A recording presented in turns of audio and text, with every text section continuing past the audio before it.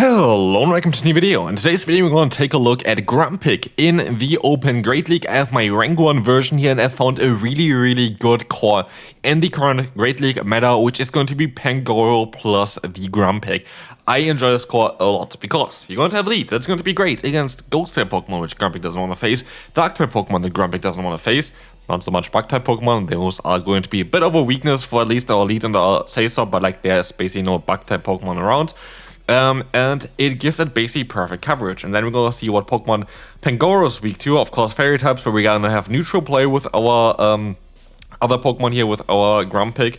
And of course, you're going to have flying type Pokemon, we have neutral play as well again. We're going to have Jerry fighting type Pokemon, where you're a super effective play against. So honestly, they are very good together. But the main thing that I really like about this core is that Grumpig is going to have Dynamic Punch.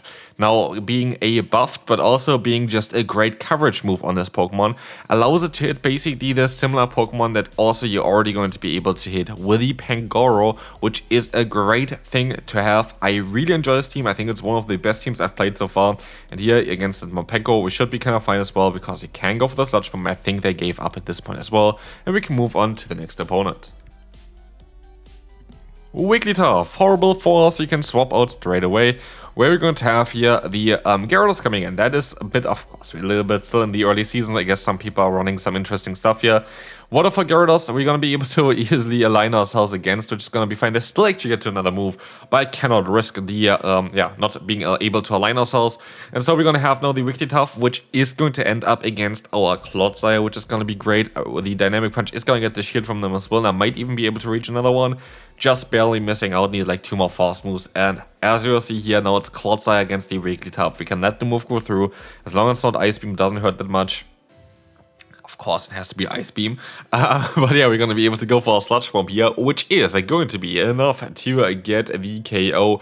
In comes their own Nidoqueen, which I didn't really expect here, but we're going to be able to go for a hard-hitting move, we're going to be able to go for that Earthquake, and I could use a shield here and see how that's going to go, but I don't want to. I kind of want to let the move go through. This is going to be the Earth Power, that is fine, and now it's down to Pangoro with a shield against the Nidoqueen. Can we win this battle here? We're going to have the Night Slash coming through. It's going to be able to nearly 2-shot them, and it looks like, I think a close comment is mostly doing a little bit more damage here than, for example, the Night Slash is going to do, even though it's going to be resisted. So what we're going to do is, we're going to still go for Night Slash, it doesn't really matter. We're going to have 2 moves here anyway, we're going to be able to win this battle, we're going to outspeed them, we're going to knock them out here already, it's goat game. Ferrothorn is very nice for us, because we're always going to be able to win this matchup, unless we're going to do it like I did here and I just overfarm by a little bit too much. That is not something I need to do. I am just going to be able to go for Night Slash here against the Sableye. Sableye is going to get some, damage onto it, which is great, because we don't want to face this Pokemon with our backline, so this is going to be basically the matchup I want to have it in against anyway. We can go for another Night Slash. If they want to use a shield, go for it. I don't really care too much about it. They want to go for a shield, so I go for a shield here as well. So I still have my Pangoro around for the Ferrothorn later on, but we got rid of the hardest answer for the Grumpig already. They swap back into the Ferrothorn, which means they're very likely going to be weak to my Pangoro still in the back. What do they have in the back that they really need to get rid of the Pangoro? Let's find out. We're gonna swap out into the Grumpig and keep our Pangoro alive with even a little bit of energy still left on this Pokemon.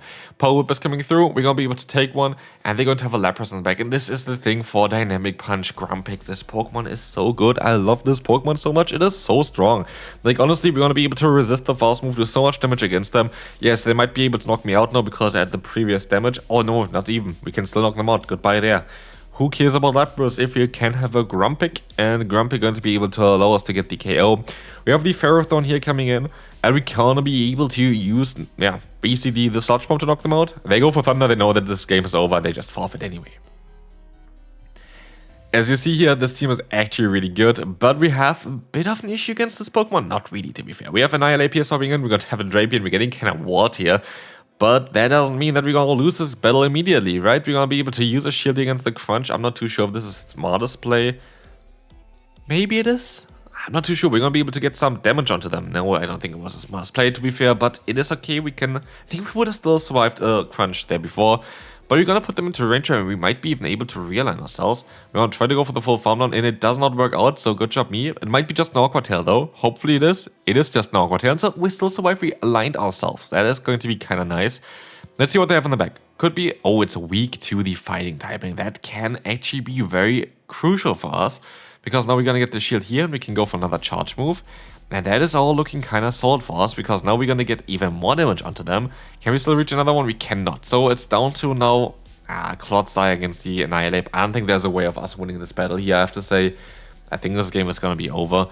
We have the Ragers coming through. It doesn't do that much damage. I'm gonna go for the bait here. I think I have to go for the bait. I think the opponent is gonna be forced to use a shield here anyway. And they are. And that is going to be very important, because now we can still go for Earthquake here.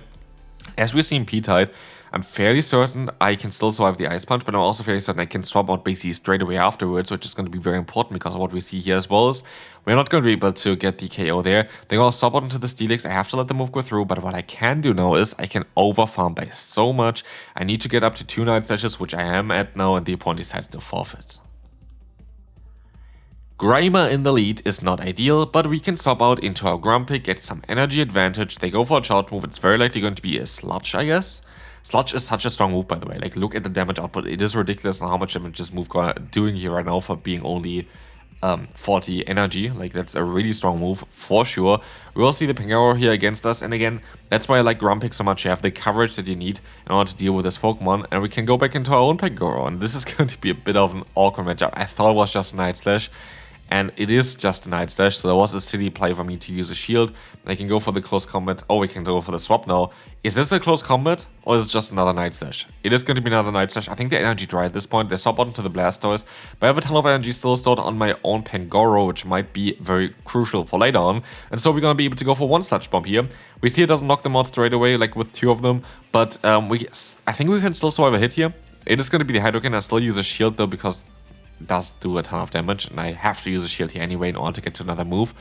And so I think it's down now to the Pangoro to win this battle here. We can go for a Sludge Bomb. This is gonna still put them kind of low. Not low enough to knock them out, but low enough to get them into farm down range here maybe. They swap onto the Grimer, and now it's down to Pangoro to win us this battle here by going for the Night Slash spam. We have 2 Night Slashes stored here at this point as well, which is going to be very important, because now we can go for one more and another one, and they are just going down because they have so much energy on Pangoro. Pangoro was such a good Pokemon in the current meta. We will see here the full farm run as well, and we're going to be able to win the battle as they don't have enough energy on the Blastoise. Next up, we will see here Carbink in the lead. That is going to be a very neutral matchup. What I can do is I can stay in for a little bit, because the fast moves are resisted, and I can do actually quite a lot of damage with the neutral close combat here. And I will just take advantage of this one, and I can swap out afterwards into my Grumpig, which is a little bit bulkier. I can take the hits a bit better, and can overfarm by a lot as well, just to get out the Dusclops, which again, we're going to have Shadow Ball as coverage. And this is the thing as well, which you can see as well with the perfect coverage basically that Grumpig has together with the lead of the, forgot the name, oh, it's going to be Pangoro, of course. The thing is, for those 2 Pokemon together, Ghost and Dark have very similar typings that they hit. For example, Ghost types or Psychic type Pokemon are both going to be weak to Ghost and Dark type Pokemon, or like Dark type moves. So you have very similar coverage with those Pokemon, while being completely different type and having completely different weaknesses. So you have a lot of times that Grumpig, as our say-so here, is baiting out actually Pokemon that it can still beat, which is quite funny. And yeah, Pangoro here for sure is also a very solid Pokemon though in the meta. Even though it's very squishy, I do think that Pangoro is one of the big winners of this new meta shift, as it's just so fast with the Night Slash as well. It has the potential to boost itself. I feel like this Pokemon is kind of underrated right now still. Like, I think a lot of people are going to actually run Pangoro again as their primary fighter, because also you have like solid play against Pokemon like the Drapion. Like, Drapion is going to have not really the best play against you either, and you have like the combination of close combat as well as the fast move of Karate Chop. That being said, I wish that we had like more events where like Pangoro would be spawning in the wild. Like, getting good IVs for this Pokemon is most likely very important, because yeah, you don't really have a lot of bulk to begin with, so you kind of want to do the most of it basically. And yeah, we're going to have here the opponent running Dusclops. I actually have gameplay recorded for Dusclops as well already, which I will most likely release eventually as well. But then again, I mean, yeah, we're going to have now Community Day coming up tomorrow with Full Coco. There's a lot coming up as well, and we have a League shift. We have to do 2 top teams actually for the next week, because we have both Ultra League as well as, yeah, basically the other league here, which is called the, I think it's Scroll Cup for like the scrolls that they need to evolve Urshifu. Maybe we're already going to be able to get the evolution there. I don't know, but I don't think really it is going to be the case. But yeah, anyway, we're going to be able to go for the Shadow Ball here against the opponent. Let's see on how this is going to go next. We're going to have here the player of coming in again. And we try our best to get to another move, but it doesn't really work out. We're going to be able to go into a Clodsire. And with this, we're going to try our best to survive this one. We have to let the move go through here. Ice Beam is coming through. And we will try our best to go for the full farm now. We cannot do that. We cannot at least overfarm by quite a bit. And so this is going to knock them out for sure. It is going to be their own Clodsire in the back. And I think this is going to be game over. Can I still win this battle? Maybe I can actually. Because at the end of the day, I'm going to be able to hit one move here. And I think I have a ton of energy still stored on the Pangoro. So I think this is going to be absolutely okay. Sludge Bomb is coming through. We're going to be able to go for another charge move here. This is going to allow us to get the shield for sure. Like, there's no way that they're not going to go for a shield. And I can just wait until they go for the Earthquake. And then just let them... Yeah, let basically my Night Slash version of the Pangoro hopefully win this for us. As we can go for one Night Slash. This is going to do maybe not enough. So I go for the Close Combat, thinking that this would do a little bit more damage here, which I do think it does. And it is going to be enough to get the KO here, and we're going to be able to win that battle. Another lovely lead for us, we're going to have the Dusclops here. The issue here, sadly, is that we're not going to be able to two-shot Dusclops. Dusclops is just a little bit too bulky that they actually do survive 2 Night Slashes here unless we boost with the first one. Which then, of course, we're going to be able to knock them out with it. But as you will see here, this is going to, again, Night Slash going to allow us to hit them for quite a lot. They're going to be quite low. And I am going to no-shield this one. It's going to be an Ice Punch, but I might have to use a shield against the next one. I still survived this one, though. I could actually just let the move go through. Which I do. Ice Punch is coming through. We're going to be able to go for the full farm down. And in comes the Morpeko, which is perfect. Because Morpeko, I don't really have the best play with it with our Grumpig, but I have the best play with it with our other Pokemon, and we already got the shield here. And so we are shield up, we have a ground-type Pokemon against Morpeko. It's looking quite solid, I have to say. It's looking really, really good for us because we can't even just go for the Sludge Bomb spam, I think, at this point. We're gonna use a shield here because an Aurel would do like massive amounts of damage, like ridiculous amounts of damage. And so for us, it is going to be the best one here that we're just going to be able to just go into our Grumpig against this Pokemon where we have definitely the advantage. We have so much of an advantage against the Lapras because we resist the fast move. We're going to be able to have super effective coverage there, and it's just looking really good for us. We have another move coming through here. Dynamic Punch is going to be able to get the shield from them. We can still go for another Dynamic Punch. I know that I still survived the move here from this range. We're going to let the move go through. Sparkling Area is coming in. We can go for the hard-hitting move.